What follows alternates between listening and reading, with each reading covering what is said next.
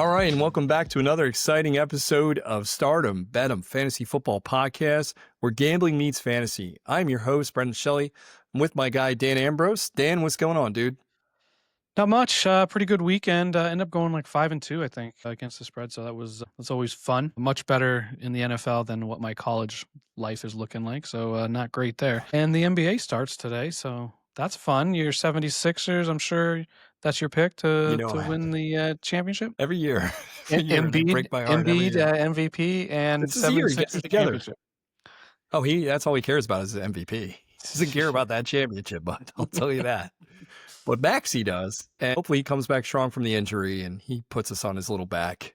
Go, right. Maxey, go. Exciting player, a lot to watch there. So I'm excited for the team. They got some good mojo going into the season. I'm being sarcastic. There's a lot of bad mojo with this team. There's tension in the locker room. There's who knows what's going on there. Nick Nurse is not keeping it together. So that's a whole podcast episode. I want to go down Sixers. Well, I'll just give you a quick little some hope here. I did bet them tomorrow night, so +2. Okay. So they're a lock tomorrow night, everybody. That's what that means. A lock probably for the Philadelphia 76ers. Late Wednesday, so it won't matter. But yes. Yes, exactly. Speaking of that, Dan had a good weekend on Sunday. I had one of my best weekends of the year. All right, I don't know how to summarize this, but we did a recording Tuesday. We usually do. We had our guests on. I hope you enjoyed that show. Shout out to our guys from Duff Fantasy Football Show. Really appreciate you guys on here. But we did that recording. The recording got lost. It was insane. So we had to open a ticket with Riverside FM. Yes, I'm calling them out by name because they suck. We subsequently had to redo the whole thing, and I got it out, I think, Friday. Either way, it was past Thursday Night Football, so all of my picks, all of Dan's picks, did not air. Nick had some good ones. Nick hit literally a 9-team parlay for freaking $20. He destroyed it. He destroyed it. So if Nick owes you money, now is the time to ask Nick for that money. He did really good. So awesome show. We had a lot of fun. Hopefully you listened to it, you enjoyed it. Then we do our other recording Thursday night. I sit down and go edit, and Dan's portion of the recording is completely gone. It is literally me having a conversation with me. Needless to say, you did not get Sunday's episode only because it was just a conversation to myself, very awkward, and I didn't have time to record again. My wife turned 40 this weekend. Shout out to Elisa. Thank you for not leaving me yet. We didn't record again. I apologize. Shitty week for Riverside because Dan and I killed it Sunday, and nobody will ever know that. Yep. So that's the longest story ever. In Riverside's defense a little bit, they did make it right, I guess, but it still sucks that we lost those 2 episodes for it. Yeah. So. Yeah, literally 2 episodes. You enjoyed the show, but you enjoyed it after the game was over. Right. So that's not how we roll. We give our picks beforehand. We give our picks publicly. You can follow us on bshells13 at X. Dan's at dambrose04 on X. We're also on Pickett app. Unfortunately, my bets last weekend were not on the Pickett app. I don't know how to say this without sounding illegal, but I helped my wife make those wagers with some free bets that she had on her account because I gave her a referral code. So she did great. Elisa had a great weekend. It was her big victory lap for her birthday, I guess. Now let's get to this week. Let's get to Thursday Night Football. First, we want to recap some of the games. Dan, give me some rundowns of what you saw on Sunday, and I'd love to get in on this because it was a crazy weekend. Yeah, so, I mean, I think the biggest takeaways from Sunday, right? I thought the Raiders-Chiefs game was a little crazy. The Raiders are bad, but I didn't realize how bad. I think that's come to light. They end up losing 31-0 to the Raiders, right? Heard a fun stat on the radio. The Chiefs had, I think, 30 first downs, and the Raiders ran 30 plays total for the whole game, which is the second lowest in NFL history. Things aren't well here in Las Vegas, but we'll see. And then some of the other big things too, Tua, right? Miami's burning down. Coach calls him out in a press conference too, kind of saying it's trending there. It's trending. That's what Tua did to his teammates. So keep the trend going. Saying like, hopefully he doesn't throw 10 picks this week, or he can guarantee he's not going to throw 10 picks this week. Yeah, things aren't looking so hot there. Your Eagles looked all right. Fields continues to be terrible. Owners, so let's talk about that. You got to bring it up. I mean, it's so bad. Well, it's crazy. I mean, Wookie's an idiot. But. Yeah, but it's crazy that they just continue to let it happen, right? Like, it's just coach after coach, quarterback after quarterback, year after year. It's insane how bad the Jets are. I think the craziest thing was what happened with staying in the same city with the New York Giants, right? They're up 32-0, I think, or something along those lines. And then the Broncos don't score until the fourth quarter, and they score 33 points and win by 1. Like, that's That's Yeah, the Giants were up 26-6, I think, with 4 minutes to play. Like, yeah, that it's sounds right. insane. Right. It's insane. You kind of getting on the Bo Nix bandwagon. He looked pretty freaking good at the end of that game, dude. No. The Giants look bad. So I I know gotta be. that before So you I do have this. to. So if we're gonna go with like you get to play one good quarter and you're good, then that JJ McCarthy Okay. week Yeah, 1 was it's MVP. true. It's true. So It's like a I great mean, call out, bud. no, like the Bo Nix thing is it's a mirage, man. It's I not gonna like end him. well. Isn't it? Yeah, I like him. Peyton will protect him, so he'll look decent. I think. So That's why. That's why I love Bo Nix, because of the offense he's in. He's been coached right. He's coached in a system that works for him. So that's my Bo Nix love, is solely because of Sean Payton. We talked about this in the beginning of the season. I'm not going to do this again. Listeners, go back to the early season picks. Dan and I had a lot of back and forth on some player props season long, and Bo Nix was one of my guys. I really like. I was at a casino and then I end up leaving in the fourth quarter and come home and it's like close. I'm like, what is happening right now? Here we go. But Do you have one of those trending money lines to see what it was at when they came back? no, If you I bet, don't what was see the that. highest point? I I was love looking those at that. stats. Yeah, I know where it says. I don't see And it it on here. shows the highest odds were like X, let's say, plus something insane. So yeah, that's And the then stuff I want to see. maybe another thing that kind of shocked me. I mean, the Cowboys defense still looks bad, but they played pretty well against the Commanders. Jaden Daniels goes down, right? But he didn't look good either. Like, No, he and hasn't played well this season. We talked no, about this earlier. I haven't been sold on his play. Falcons look terrible outside. Like, as we kind of, I guess we didn't release the episode, so they'll never know. But that's Yep. what was said, right? Is that they just they hadn't scored a point outside since they played since the season started, and they got 10. But 49ers, they didn't look great either. But that team is so well coached, I think that they'll be able to get through this stretch. Who can't get through this stretch was Tampa, right? The Lions end up taking care of them last night or during Monday Night Football. And then whatever's going on with CJ Stroud and the Texans, that's another one of those things where you have this great defense. Kind of reminds me of college football with Iowa. Great defense, offense is just terrible. That's a good comparison. I like that one. Or our UNR team. Oh, Remember right. that defense for years? Oh my God, they were good. That was bananas. What else did you do this week? Because I mean, I want to recap these games. It's hard to do so. We didn't have that episode, so it just Right. sucks. It's Yep. very awkward to talk about our picks that you guys didn't hear. You're calling Yeah, it bullshit. would just It's be legit. wasting that time. So we'll just move Yeah. forward, I guess, and then we'll just get into this week's episode and go there. You do want to go over the injuries, though, right? Yep. Yeah, So let's 100%. go over the injuries. Injury report, like as you all know, I'm sure Bryce Young's out. That's a big one. Jaden Daniels was already mentioned. So by, hold on, let's Dan. back Yep. up to the Bryce Young thing. So the Panthers got worse, is what you're saying. No, I think they got better. Okay, so Bryce Young has not played well this season. not that big of a No, there's no drop off. In my opinion, this is 1-1 at this point. Andy Dalton can see over the line of scrimmage, so that's good. So that's a win there. He does have red hair, so he steals souls. Be careful. No, I mean, you do whatever you got to do, man. Oh, yeah, it's the Irish and me. We have a lot of jokes about each other. But Bryce Young, this is going to be interesting. There's been guys there playing, like Xavier Legette came out of nowhere last week. I don't know if that means that Dalton and him have a great connection. Right.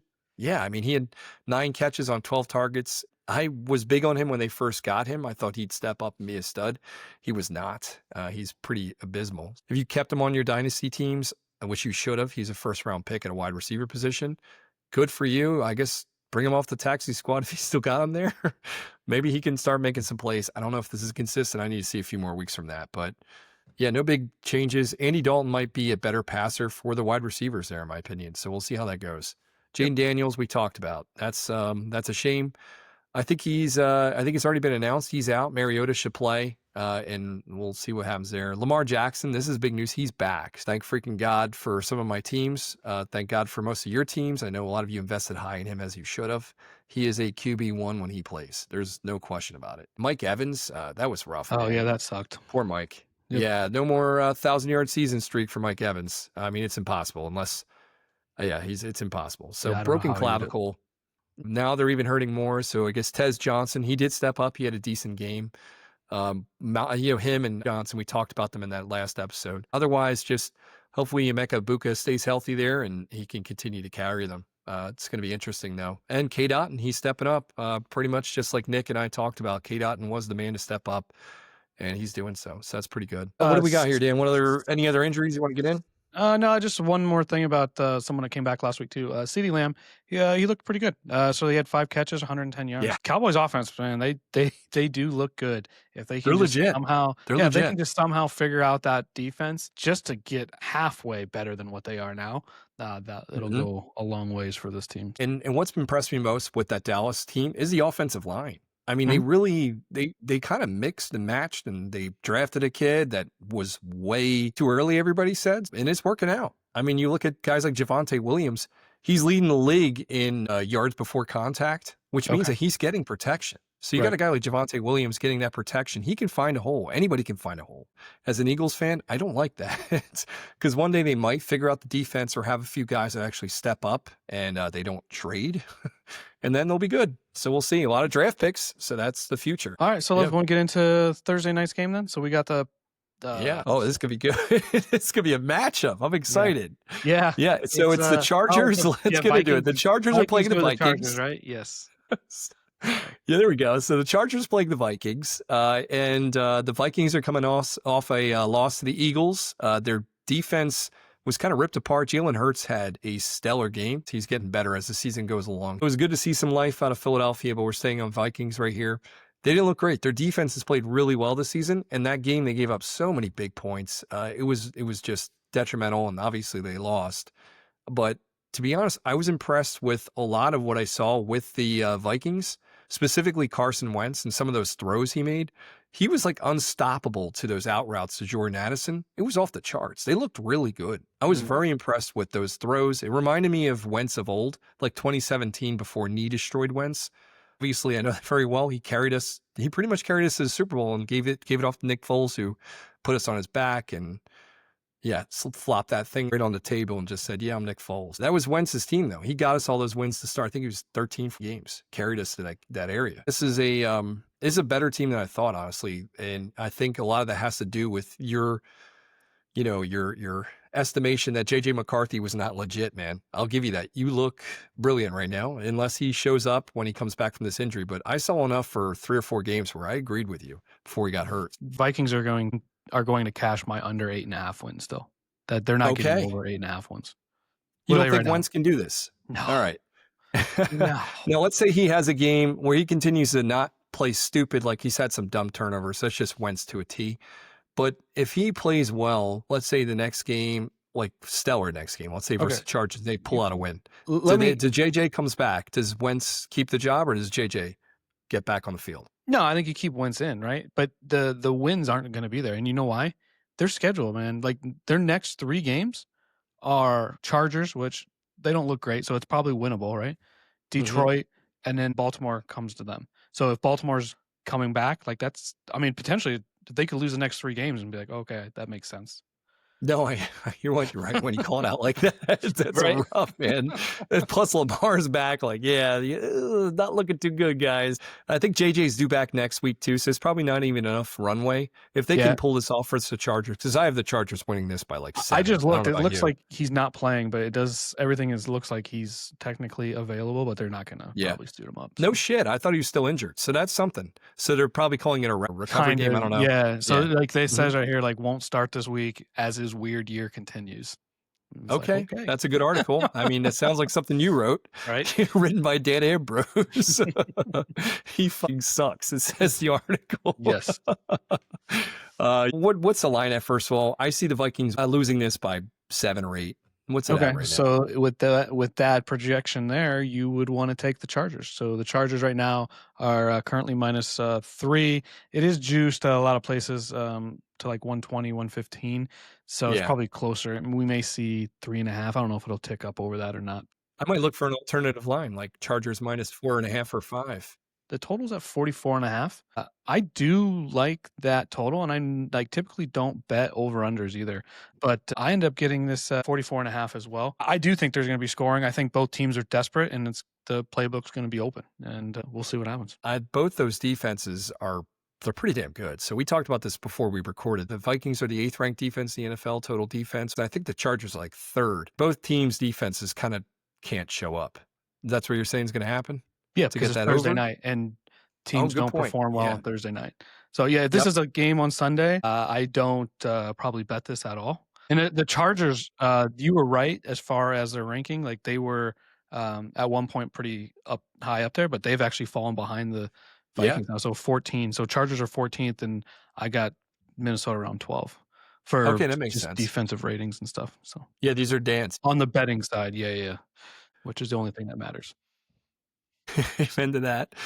With that, I like the over because what I saw last weekend from both teams and what they let up. That's the only reason I like the over. I think defense has been a lot of injuries. They talked a lot about that with the Vikings secondary. They're pretty banged up. You saw what the Eagles did to them too. Vikings and Chargers, like you said, they haven't been playing well. They should have won last week. They didn't. So we're talking two teams that are just kind of trying to get their shit together. And that's why my props this week are okay in that estimation that this could be a shootout, but there also could be two defenses that show up. And I think my bets are kind of insulated from both of those. You have Gatson, tight end for the Chargers, which Brendan had to explain to me before this, under 3.5 receptions at plus 115. So you think that he's a little overrated right now? Everyone's loving him too much? Yeah, that's kind of what it comes down to. It's you, the public loves to pump their money into something, and it's usually you want to watch for the sharps. And now I'm not saying I'm smarter than the public. I know I'm not. There's people that know what they're talking about, but around the Gatson, so I like this bet. It's under 3.5 catches at plus 115. He got 9 targets last game, but you got to think about Keenan Allen and Lad McConkey. They're coming at 13 and 12 targets. And then you have also in the mix, Kamani Vidal, and he catches out of the backfield. There's just too much shit to share around, in my opinion. And I think the Chargers are going to try to lean more into the run game. I really feel like this is going to be a game where there's not enough to go around. I think, he might throw the ball 30 times. You're telling me that Gadsden's going to get 6 of those targets to get him those 4 catches you need to win? I can't see it. So I'm going against the public on this one. A lot of hype about him. Even his over-under in yardage, it's at 50. So, I mean, like, that's when it starts to get advantageous. I was looking maybe over 25, but that's like minus 190. And to me, that's like you're putting all your chips into a guy that had a decent game last week and otherwise nobody ever heard of him. Right. So, yeah, that's just my take on it. So your next one actually feeds into the over, which is good. So you got Dicker the kicker coming in at 8.5 points at plus 105. I told you I'm not too sure about the over because we got 2 good defenses. It might not pan out, but the reality is I love the Chargers in this game. It's not about the over. It's about the Chargers putting up at least 26 on the board. And I think that's going to happen. And with that, I figure a couple field goals, they might stall out in the red zone. So I got Cameron Dicker over 8.5 points at plus 105. That can be a mix of 2 field goals and some extra points, or even just 3 field goals. I can see that happening easily. I like that bet only because I'm so heavy on the Chargers this game. I'm going to look for an alternative line at like minus 5.5 and see if that's worth the squeeze there. Yeah, so, just go up to 8. See what happens. Yeah, why not? I'm serious. Yeah, I like him at 7. I told you 7 a lot. So I would do up to 7. Your next one, it goes into Herbert rushing. You enjoy betting this, it seems like, every week. I do. You got over 15.5 at minus 120. Yeah, and obviously the books it slowly has gone up. Herbert started out, I think, the first game at 7.5, and that was our biggest bet of that weekend. Now he's all the way been up to 15.5. I'm still going to bet it. He still rushes over. He's like 26, 27 yards a game. They're in a desperate situation. They shouldn't have lost last week. He's going to be playing aggressive, looking for any kind of openings he can to help his team. And I can see him pushing through and getting those yards. So 15.5 yards to me for Justin Herbert, who is a mobile quarterback. And he can move well, and he knows how to move people, too, out of his way. I like that, man. 16 yards, it's at minus 120. So obviously the books are figuring it out as well, and they're trying to make you pay for it. But I'm going to pay that. I like that. No, I like it a lot, too, actually. And I like it more on the desperation side, right? Like, they have to win this game. I know you can make an argument that both sides do, but I think the way the Chargers started and how they looked, I mean, they looked like a Super Bowl team this first couple of weeks.